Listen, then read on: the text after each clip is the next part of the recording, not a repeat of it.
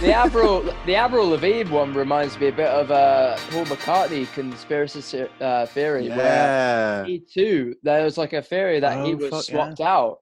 I like read about it ages ago, and like there's a theory that like Paul died ages ago, and they just swapped him out for a lookalike. Yeah, it was a car crash or something. Yeah. Well, they said 2 of the Beatles died, but one Paul of them's McCartney, definitely dead. They said one was definitely dead, and they got someone new into it. Huh? Did one get shot? John Lennon did. Yeah. John Lennon. John Lennon, yeah.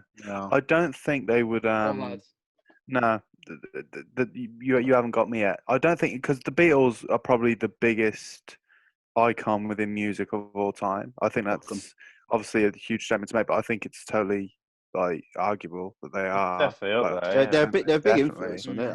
Yeah, they're like they're absolutely up there with Michael Jackson. You know, like they're Elvis, and Michael Jackson, Elvis, Diana Ross and stuff. Even though Michael Jackson's a complete pedo and everything, he did have some good tunes. I heard that was the right nonce. Quote even on that. The right nonce. That's quote of the episode. Yeah, he had some bangers. I heard it was actors. Do you remember Lewis was saying? Do you remember Lewis said on the documentary it was actors? Actors like, doing what? Touching kids? Yeah. Because telling the stories. That Neverland's documentary that came out, and the people that were against him, that were fully going with the accusations. I didn't realise Lewis was a it actually did. To be fair, it did actually turn out that what they said was at least like a half truth, if not the full truth. So. The information they were given wasn't actually. So you're telling me just by looking at Michael Jackson, he's not a tad bit fucked. Oh, hello there. I'm not saying that. It looks like a melted. Was Michael Jackson a pedo or not? All right. Okay. Ethan, give us your impression. What's your impression? Let me get to the fucking impression. He's like a melted candle, isn't he? And with a weird squeaky voice. You know them little fucking fart things that you sit on. That's basically Michael Jackson. Oh, hey. That's not his fault, though. Hey there, kids. I can't do it. Then again, no. It's. I think it's. So, on the topic of music legends, Stevie Wonder, who I'm sure you all know who he is, can actually see. May actually not be blind. Yeah, it's because he frequently attends basketball games. He once caught a falling mic stand. He's interested in photography and once took a photo, and he does other things typically reserved for people who can see. Daredevil.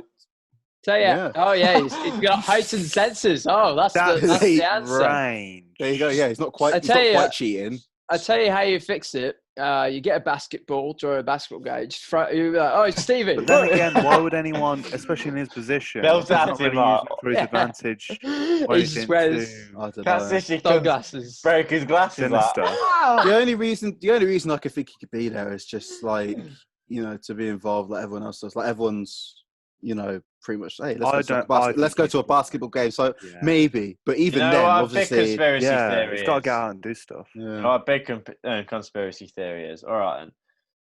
It's God or science? What's the conspiracy? What's the conspiracy? Oh, I don't know. I mean, I must have been drinking, youth. You know what big conspiracy is. All right, then, basically, all right, this whole bollocks, he might be real, who knows, but basically, you're telling me some bloke, back in the day, like, he wrote a few pages, a bit of an actor when he thought, he's basically, it's just like an extremist follower, like, yeah, guys. Who? Jesus. God, I guess. Oh, Jesus, okay. Is he real or not? Well, Jesus is basically an extremist.